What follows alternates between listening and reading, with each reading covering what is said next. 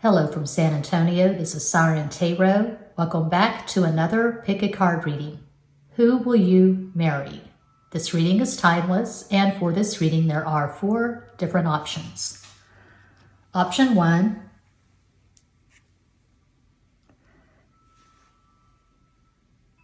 Dragon Velvet Lipstick, a beautiful nude.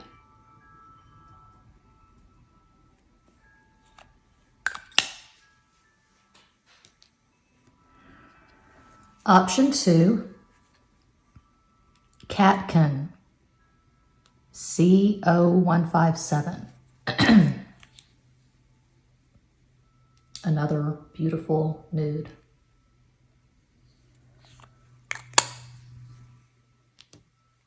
Option 3, 309. It's a nude.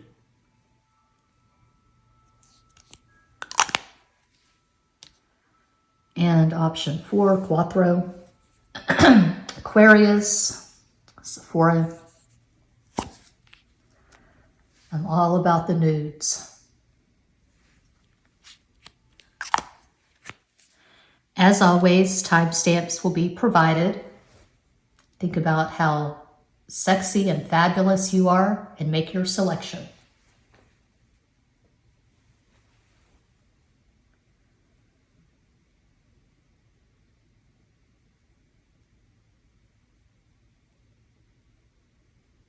If you chose the first lipstick, pile 1, here's your reading.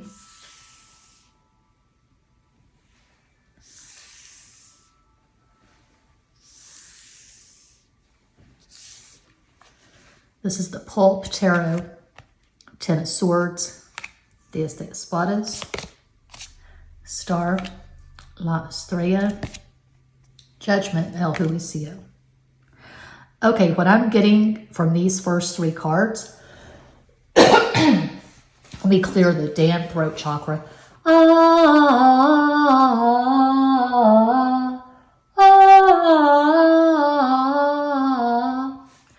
Is that you'll be going through the ending of a relationship when you meet your future spouse. And there's all kinds of advice. I know common sense says you don't want to meet someone on the rebound. And yeah, you don't. But things happen. Things aren't always neat and clean and pretty. It was really dramatic and messy how Johnny Cash met June Carter. And they were happily married for decades. So anyway, you're going to meet this person when you're ending a relationship. You could be going through a divorce when you meet your future spouse, your next spouse. If it's a first marriage, well, then it's just a really messy breakup. And you'll probably meet on the internet, could be Instagram, Facebook, social media. Okay. So this is a deck that I customized.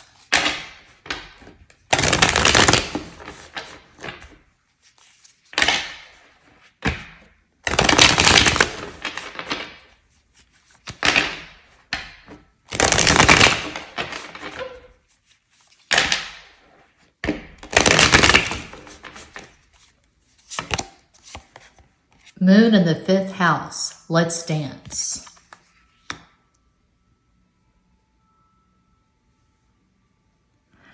I'm sure I was thinking of the David Bowie song, Let's Dance, when I made that.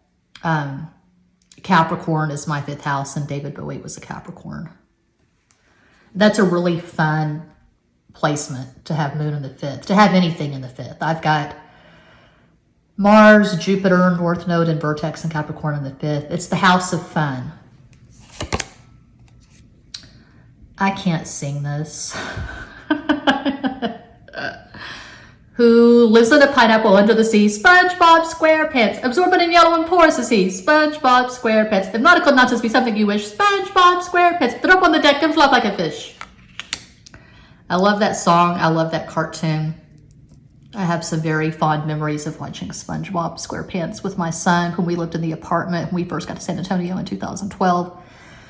We'd play in the pool and I was Sandy and he was SpongeBob. Gemini, Scorpio, magically addictive and soulful as fuck. That's a really fascinating combination. I was talking to a client about it last night. So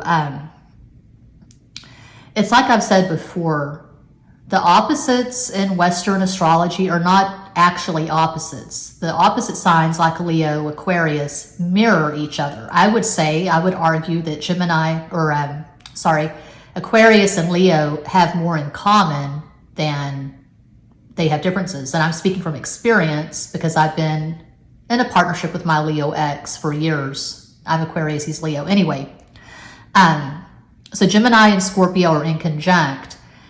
And it's fascinating to me that there are couples who just feel this really intense bond, these Gemini-Scorpio couples. Bob Dylan comes to mind, one of his most beautiful love songs, Sarah, written about his ex-wife, Sarah, the mother of his children. So Bob Dylan, Gemini, Sarah, Scorpio.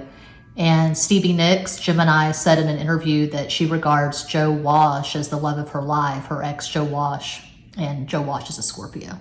So it's fascinating. So what I was saying, the opposites are not actually opposites. The inconjuncts are the ones where it's hard to find common ground. You seem very exotic to each other.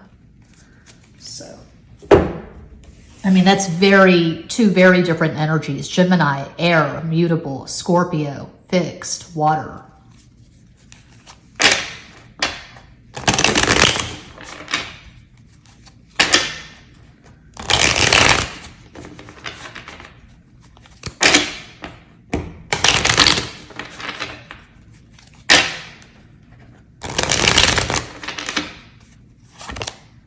Queen of Cups, Reina de Copas, Six of Pentacles, Seis de Oros, and a marriage card. I love it when a marriage card pops out in a marriage reading. Ten of Pentacles, Diez de Oros.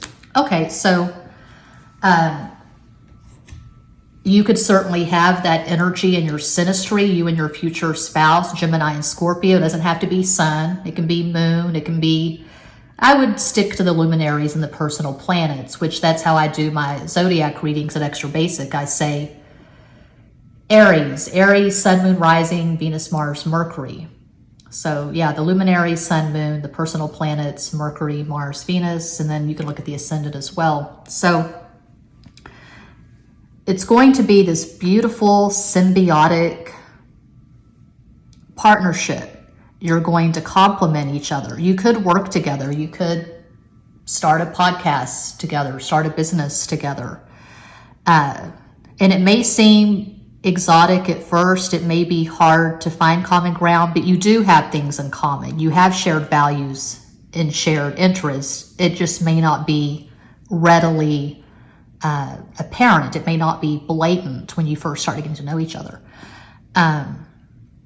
You're probably going to fall hard and fast, but you're going to be careful. You're going to keep it as a friendship at first, because I do see you getting over a relationship when you meet this person.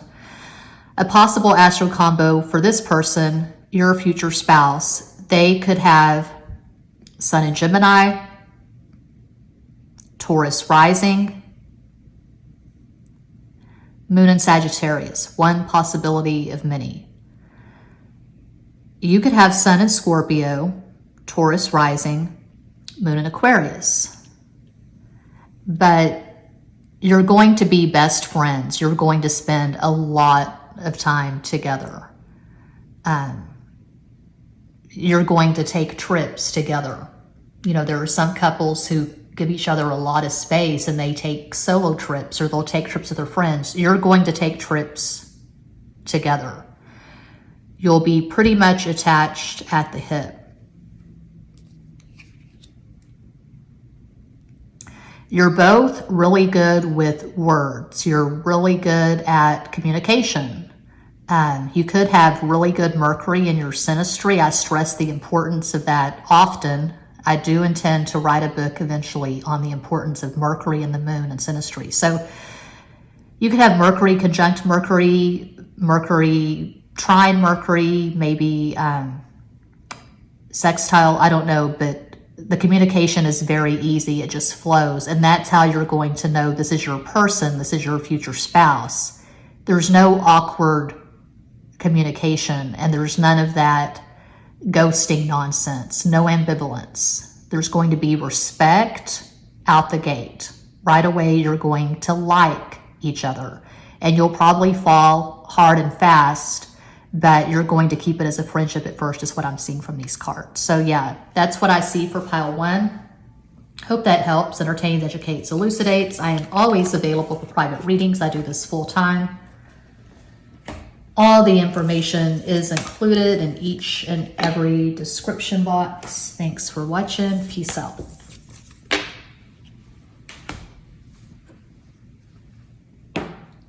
And if you chose pile 2, here is your reading. The Pulp Tarot. The 10 of Pentacles. Oh, that's awesome. I love it when a marriage card comes out in a marriage reading. Diez de Oros. 8 of Swords. Ocho de Espadas. The Sun. El Sol. I love that. My brother had one of those when he was a toddler. The horse on springs. Trot, little horsey, go to town. Giddy up, don't fall down. I customized this deck.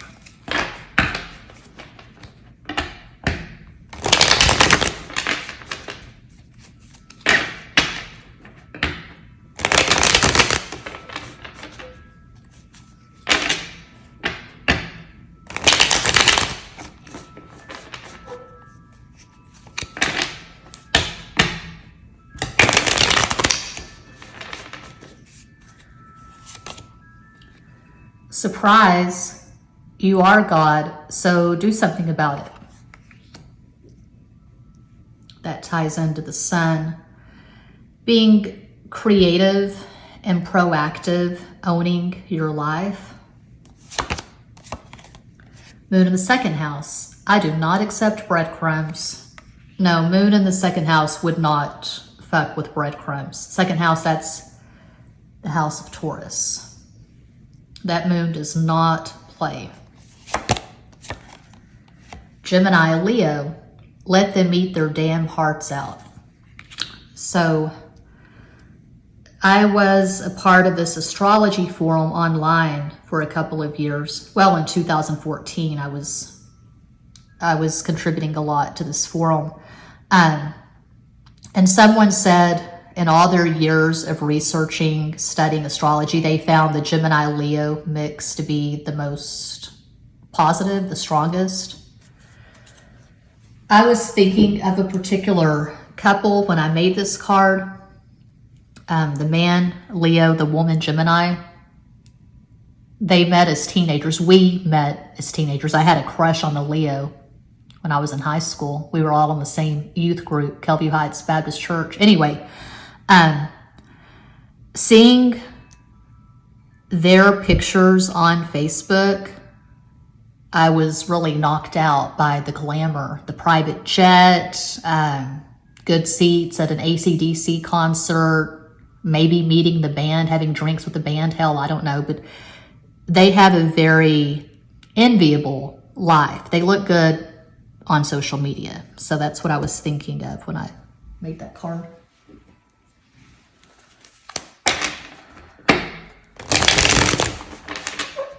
Kelview Heights Baptist Church, Midland, Texas.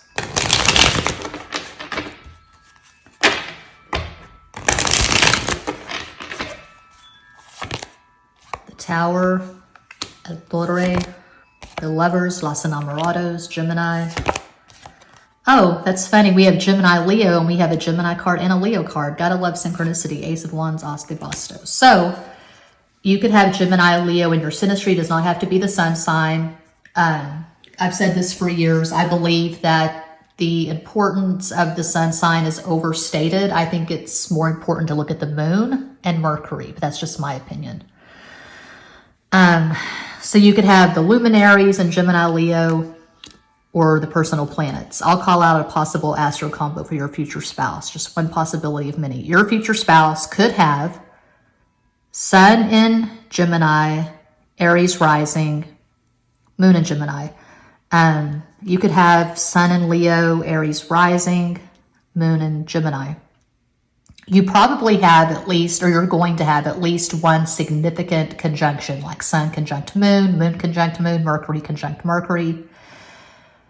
Mars conjunct Venus, that's a great aspect to have. That's great lust, great sex, but you got to have support from other things. You can't just have Mars, Venus. You can't live on sex alone. So you have really good synastry, or you will have good synastry with your future spouse. And it's going to be obvious when you meet.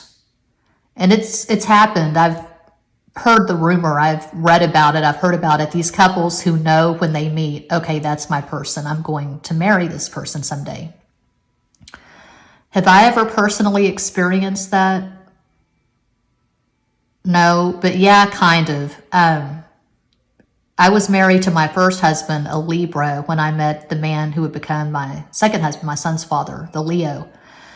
So I was married unhappily to the Libra. I met the Leo at work, and we started working on a cable access show together. And once we got together, once we hooked up, I wanted to marry him immediately and have his kid. And he said, whoa, Nelly. I mean, I was still married, so I was in crazy town, but I fell hard and fast. I'm seeing something that happens super fast. This progresses rapidly. This is not something like, and this happens, I've heard of this, this is common. This is nothing like where you meet and the feelings develop over time, and then eventually you move in together and you have this prolonged engagement, and after 2, 3, 4, 5 years you get married. No, this is like Pamela Anderson and Tommy Lee. Maybe not that dramatic, but you meet, you fall in love, you get married super fast. Maybe you get married on a beach in your bikini, or you go to Reno or Vegas or the courthouse, whatever. But it's super hot, super fast. You're probably going to have at least one child together, but I just see a house filled with light, a house filled with people, friends, family, animals. It's very lively, energetic. It's very extroverted. You could both be extroverts. I see you both with a lot of visibility. You could both have platforms. You could both have YouTube channels. Okay, I'm seeing Jay-Z and Beyonce. So Beyonce is Virgo, Jay-Z is Sagittarius. You're going to build an empire together. Just the facts. That's what I see. Yeah, the sex is amazing, but this is the whole package. It's not just erotic fascination. It's not just lust. You do have things in common, and you both work your asses off. You have impeccable work ethics. Yeah, that's what I see in above average intelligence. That's what I see for pile 2. I hope that helps, entertains, educates, elucidates. I am always available for private readings. I do this full time. All the info's in the box. If you like zodiac readings, do check out Extra Basic Tarot. I am trying my damnedest to get to that first 1,000. First 1,000 subscribers. Thanks for watching. Muchas gracias.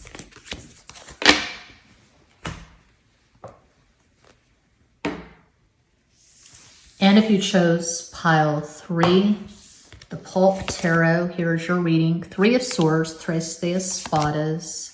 King of Swords, Rey de Espadas, Queen of Cups, Reina de Copas.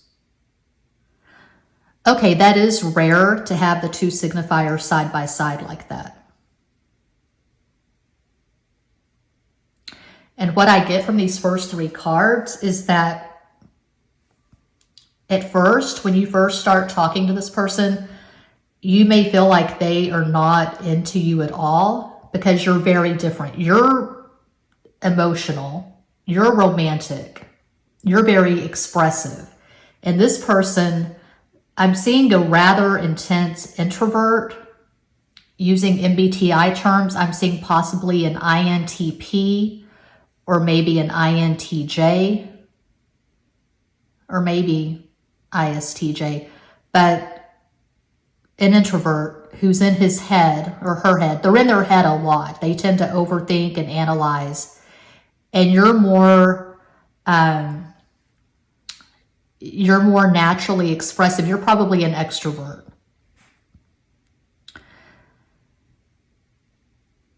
You could be ENFP, maybe. Something like that. And you're probably artistic and creative. And this person's more scientific. They're more logical and rational. They could be a doctor, a lawyer, an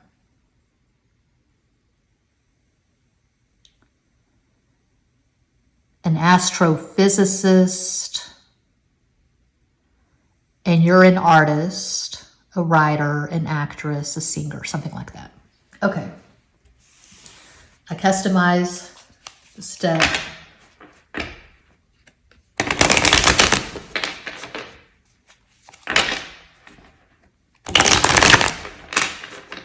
Tres más. Uno. Dos. Tres. All caps, sex, Mars square Venus. I've never experienced that with a lover, to my knowledge. I mean, a serious relationship, someone that I had some real stuff with. I've never experienced that, but I know that it's hot. So something like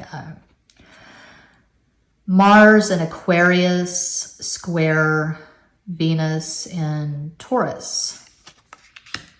In my experience, my observation, the squares are a lot more interesting than the trines and the sextiles. The squares are a lot more intense. So squares, conjunctions, oppositions, my favorite. The trines and sextiles, they tend to be mediocre. Mercury plus Neptune, mental telepathy. Is this real? So you could have that aspect. You could have Mercury in any aspect to Neptune. When you're looking at aspects, you don't want to look at the sign. You want to look at the orb. 10 degrees or less is an orb. Anything more than 10 degrees, it doesn't count. So say, for example, you have Mercury at, your Mercury's in 3 Aquarius, and their Neptune is 20 Scorpio. That's not an aspect. It's square by sign, but not by orb. And in my experience, my observation, the tighter the orb, the better. So 5 degrees or less is the ideal. So Mercury, 5 Aquarius, Neptune, 6 Scorpio. Just one example. Okay. You're a warrior queen. Claim your damn crown already.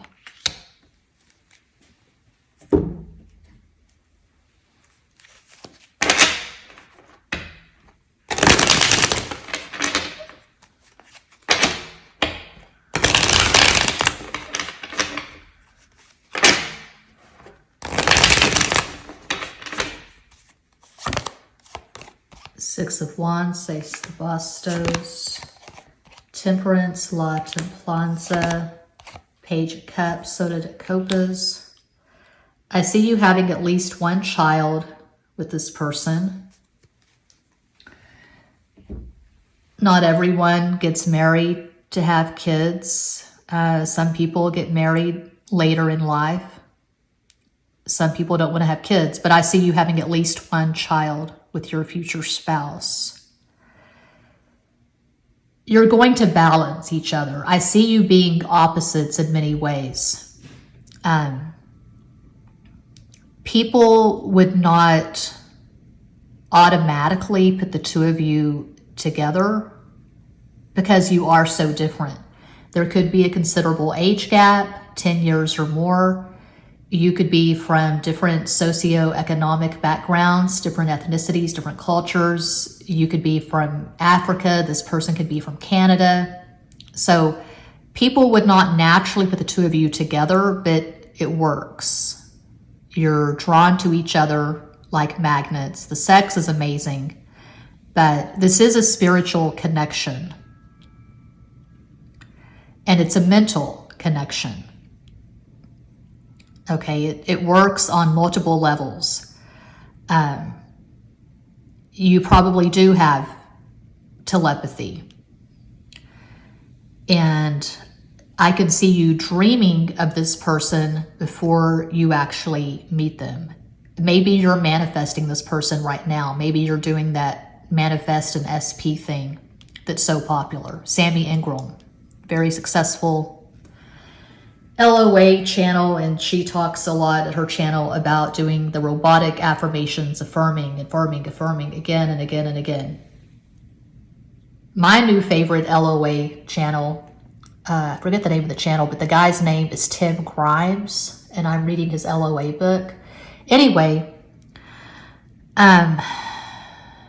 yeah, at first it's going to be awkward. It's not going to be roses and rainbows and butterflies. You're not going to think, oh, we're going to be happy together forever. No, it's going to be awkward and just being real. At some point in this acquaintance, before you get into the relationship, when you're just getting to know each other, at some point you could block this person, they could block you.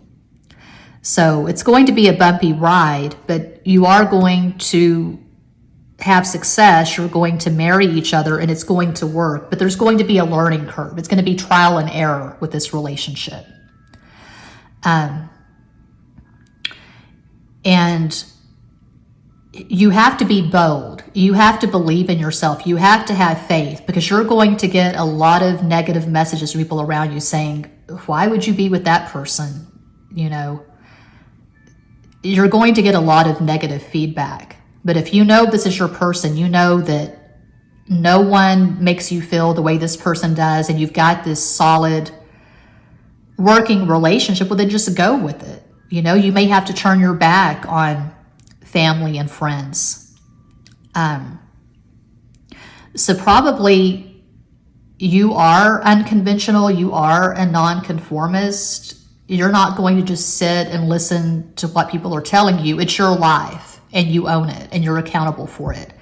And you're following your bliss. You find your bliss with this person. It's an unlikely match, but it fucking works, and that's all that matters. So, did I call out a possible astro combo? I don't think I did. This person could have Sun in Aquarius, Sagittarius rising, Moon in Leo. This person is brilliant. Genius IQ. They may have written a few books. If they've written books, I would say the books they've written are scientific or, nonfiction, a science book. I can see them writing a dissertation. They probably have their doctorate. And you could have Sun in Pisces, Aries rising, Moon in Libra. These are just possibilities, but you'll probably meet online, because I feel like it's going to start off as a long distance relationship. I see you on different continents. So you could be in Tokyo, this person could be in Sedona, you could be in San Francisco, they could be in Sydney, Australia. And you're going to be charmed by your differences. I know when I was talking to the man who became my first husband in 2000, we met online. I was in Texas, he was in New York. Even though, we were both in the United States, it was like we were from different countries, because Texas and New York are so different. I had major culture shock when I flew into New York, and I was charmed by his New York accent. I thought it was really hot. An Italian New Yorker, So, yeah, I was enamored very soon when we started talking, and he liked my Texas accent. So, yeah, you're charmed by the differences, And you say a big giant fuck you to those who try to talk you out of following your heart because you know this is your person. Yeah, that's what I see for pile 3. I hope that helps, entertains, educates, elucidates. Thanks so much for watching. Peace out.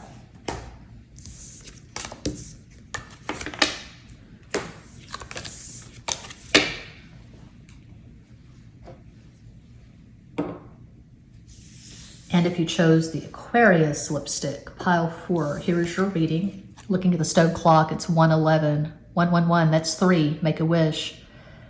Jupiter, Sagittarius. Death, Muerte. This is the Pulp Tarot deck. The Moon, La Luna.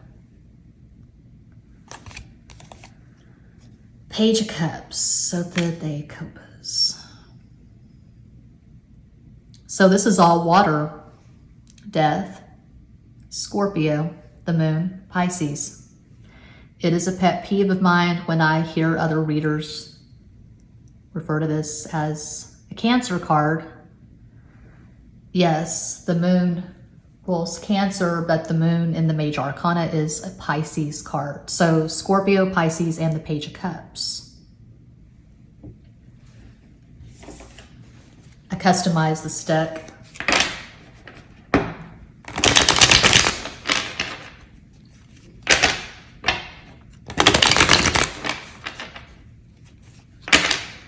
And you can say, who decides these things? Who decides that that's Scorpio, that's Pisces? You got to go beyond the little white books. You've got to use your intuition. I've got a few videos of this channel explaining how I read tarot. I've gone more in depth at Patreon. I've not updated Patreon lately. I mean, there are a few new videos, but I've got so much going on that there's no way I can commit to doing a weekly upload to Patreon. I'm trying to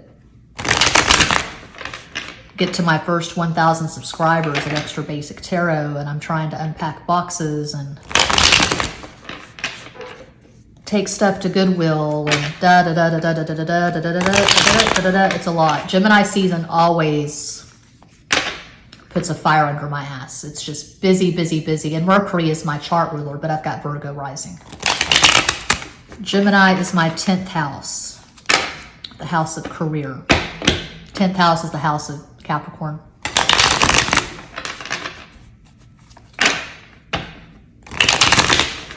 Uno más.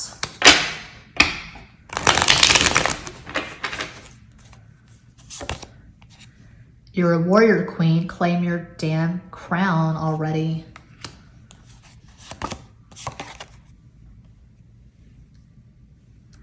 Oh gosh, it's weird that this song came up. The future Leonard Cohen. You don't know me from the when, you never will, you never did. I'm the little Jew who wrote the Bible.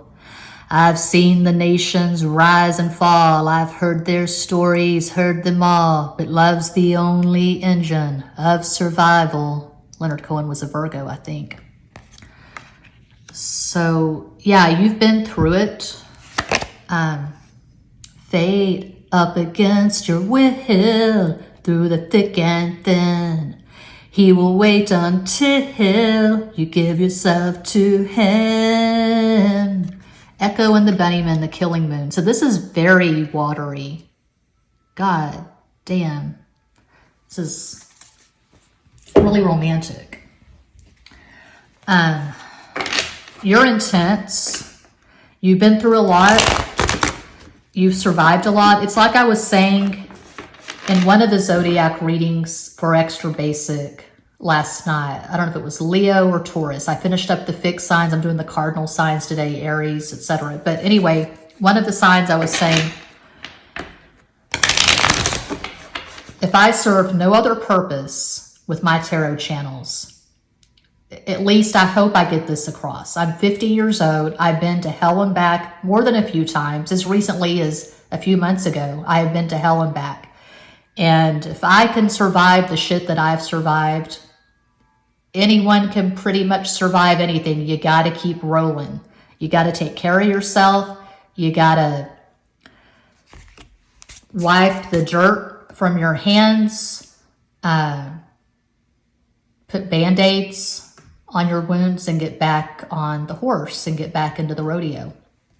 I mean, I come from very tough people. My great-grandfather, my maternal grandmother's dad, he was a rodeo star. He rode broncs. And one of my favorite stories of him is when he got thrown off a bronc into a barbed wire fence, and they had to amputate his leg. I think it was his left leg. I used to knock on it when I was a kid. They had to amputate his left leg, and he had so much alcohol in his system because he was an alcoholic that they couldn't use anesthesia. And he prayed and he said, God, if I survive this, I will never touch the bottle again. And apparently, as the story goes, he never drank after that. So he was Sagittarius. He was, by all accounts, a badass.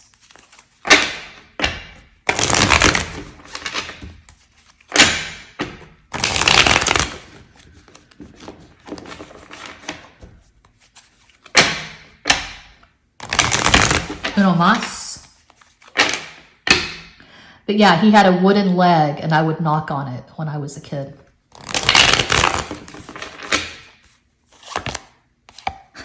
Sagittarius, I can't make this shit up. Wheel of Fortune. Knight of Pentacles, Caballo de Oros, and the Five of Pentacles, the Cinco de Oros. Okay, not to brag, not to boast, just stating the facts. I am not one of those readers who sugarcoats and tells fairy tales. I keep it real. And what I bring to the tarot table beyond my knowledge of the cards and my knowledge of astrology is a lot of life experience. And love is not always neat, and it's not always pretty. Hallelujah by Jeff Buckley comes to mind. Great song. I have it on numerous playlists. I had the lyrics. I mean, I have the song memorized, but I can't think right now. But anyway, recommended listening, Hallelujah, Jeff Buckley. Okay, so you've survived some things. And right now, you could be grappling with self-esteem issues. You could be struggling with depression. Everything makes you cry. You hear a song, you start crying. You watch a video at YouTube, you start crying. I made a video, an artistic kind of video for my Evidence Press channel a few hours ago, and I had tears in my eyes. You can see the tears in my eyes as I make the video, as I'm making the shots. And I've cried on camera numerous times. I've cried on camera for SIREN Tarot.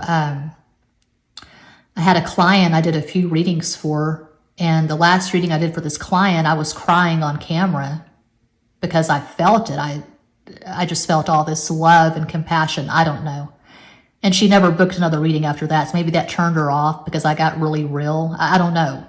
But again, if I serve no other purpose with my channels, I hope I get across that I've survived some shit and you can too.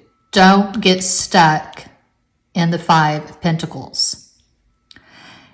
I said in a video for Extra Basic last night, I said, you know, I am by no stretch of the imagination a master at manifestation. I struggle like anyone else, and I'm 50 years old. But I'm consistent. I'm sticking with it. I'm not giving up. And when I get really good at it and I have my life exactly the way I want it or closer to my vision than it is right now, what I want to teach, and I've not heard anyone else talk about this, is using creativity to manifest. And I'm sure Neville Goddard wrote about it in one of his many books. I have the collected works of Neville Goddard, but I've not read it yet. But you've got to create more than you consume. And so you could be creating art with tears in your eyes. The world could be telling you that you're worth nothing. You could have $5 in your checking account. Don't stop creating. Don't stop doing what feels good. Playing the guitar, playing the piano, the keyboard, writing music, writing poetry, writing books, putting paint on canvas. Jackson Pollock, a favorite artist of mine. Well, I liked the movie. I liked Ed Harris's portrayal in Pollock. I named my son after Jackson Pollock. Jackson Pollock was an alcoholic. He struggled with bipolar, his bipolar disorder. And this was in, I guess, the 40s and 50s. Anyway, he didn't stop creating art. And there are so many examples. I could do a 5-hour video just talking about people who have overcome seemingly insurmountable odds.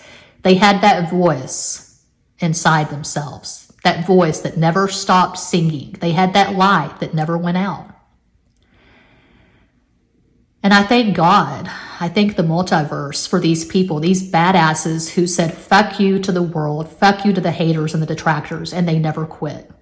They saw a vision, they believed in it, they followed their fucking bliss. So if you're struggling right now, because I see a lot of emotions, I see a lot of turmoil, I see a lot of struggle, just take care of yourself, establish a healthy routine, get on the yoga mat, dance until you're dripping sweat, drink lemon water, green tea, black tea, whatever. Establish a routine, immerse yourself in the Ace of Cups, self-care, self-love. And, okay, I'm hearing Vision of Love, Mariah Carey. Recommend listening. Vision of Love, Mariah Carey. Pray through the night so faithfully, knowing the one, I can't think right now. My brain is scrambled. I've got so much going on, but I'm committing to doing these videos. I feel like I need to. I won't have all this time to myself starting tomorrow. The ex and our son will be back and it'll be busy again, busy as hell. So I'm trying to do as many videos as I can. I've only heard that song a million times. I only have it on a million playlists. But yeah, Vision of Love, Mariah Carey. You are going to manifest this marriage. But first, I see shadow work. Really figuring out your worth, your value. And when you figure it out, carve it in stone and don't let anyone take that from you. When you really figure out your value and your worth and you carve that shit in stone, no one can rob you of that. So, it's going to be slow. It's going to be delayed gratification. And when you meet this person, it's going to seem like it takes forever to get from connection to relationship and then to something committed. But if the person is showing you respect and they're showing you sincerity, don't dismiss them because they're not syncing up with your timeline. Stick with it. Now, obviously, if this person is showing you ambivalence, if they're choosing other people over you, if they're not prioritizing communication, throw that fish back in the water.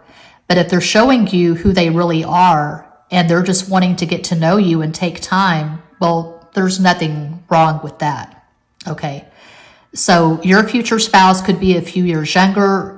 They could have Sun in Capricorn, Sagittarius rising, Moon in Scorpio. That's one possibility of many. You could have Sun in Capricorn, Pisces rising, Moon in Cancer. But I just feel very strongly to get this message out to people that you are not alone. You are worthy of a deeply gratifying relationship. You are so worthy. You have a purpose. You have a light. You're supposed to be here. So keep shining your light and do whatever feels good. Pick up a guitar, paintbrush, whatever. That's what I see for pile 4. And that does conclude this pick a card reading. Thank you all so much for watching, liking, commenting, subscribing, and sharing. Sending you all massive love and light from San Antonio.